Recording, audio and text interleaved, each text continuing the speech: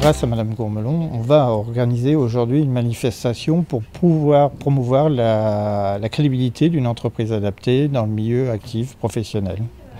Et donc le Crédit Agricole a bien voulu participer avec nous à cet engagement de promotion et d'accompagnement de ces personnes.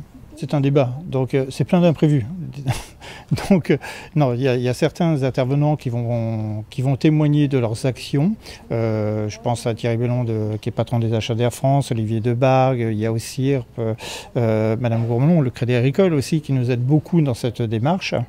Et tout au long de cet après-midi, d'autres personnes, bien sûr, pourront intervenir, témoigner, poser des questions pour essayer qu'on puisse comprendre et améliorer l'intégration de ces personnes qui sont en difficulté. Tout d'abord, si on est là aujourd'hui, c'est parce que nous nous sommes rencontrés. Monsieur Levieux est venu me voir pour me présenter son action au niveau de son entreprise par rapport à ces personnes en difficulté. Et j'avoue avoir été très touchée par cette action qui est quand même, sur le plan sociétal, très forte. Nous, Crédit Agricole Normandie, on a véritablement une sensibilité par rapport au handicap et à l'insertion des personnes handicapées dans le milieu professionnel.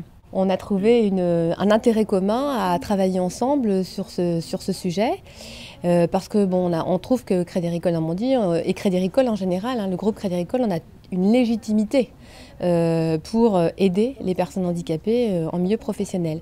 D'ailleurs, à ce titre-là, on est organisé. C'est-à-dire qu'on a une association qui s'appelle ECA, qui est Handicap et Emploi au Crédit Agricole, enfin pour le groupe Crédit Agricole, et on la décline au niveau régional. Et donc on peut dire que ça se structure autour de quatre grands sujets. D'abord, on embauche des personnes handicapées. Après, la deuxième dimension, c'est qu'au sein même de l'entreprise Crédit Agricole Normandie, on accompagne les personnes handicapées. Donc, par exemple, on a des malentendants, on a des aménagements de postes de travail pour améliorer les conditions de travail. On a aussi des actions, je dirais, de communication, entre guillemets, même si le terme n'est pas très adapté, de promotion. Justement du handicap dans le milieu professionnel. Par exemple, la semaine du handicap, on est toujours très actif. On a, je dirais, une politique volontariste. À titre d'exemple, si on n'a pas des compétences permettant d'embaucher des personnes handicapées, on fait appel à des sociétés comme la société de Monsieur Levieux, où on sous-traite avec ces entreprises parce qu'elles embauchent aussi des personnes handicapées. Donc ça nous permet de favoriser l'insertion des personnes en milieu professionnel par des voies en fait, de sous-traitance. À bientôt sur tvie.tv.